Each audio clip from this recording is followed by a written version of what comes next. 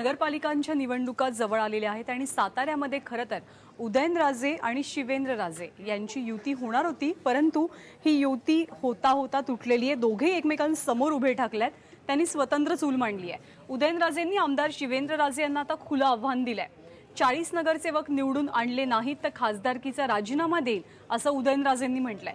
दरम्यान उदयनराजे भोसले आणि शिवेंद्रराजे यांच्यात शिवाजीराजे भोसले यांनी मध्यस्थी करण्याचाही प्रयत्न केला, मात्र त्यांच्याही मध्यस्थीला यश मिळू शकलं नाही।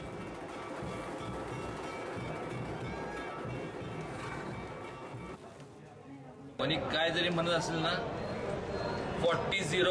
40-0 नाही केलं ना तर सांगतो खासदारकी जर राजीनामा देईन तेव्हा शपथ सांगतो।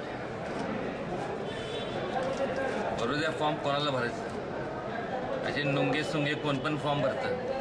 आमचं तर स्पष्ट भूमिका होतीच ना, आम्ही बसून चर्चा करायला तयार होतो। आम्हाला काही घर विभागायचं नव्हतं आणि आमचं म्हणजे मी ज्यावेळेला सांगतो की त्या इच्छुक नव्हत्या आणि अध्यक्षपद हे करायचं असलं तरी एका म्हणजे तुमच्याकडे घ्या एवढं माझी ज्यावेळेला मी बोलतो त्यावेळेला ठिणगी पडायचं आमच्याकडनं काय त्याचं म्हणजे हे होणार किंवा आम्ही काय डबल गेम करू असा विषयच नव्हता।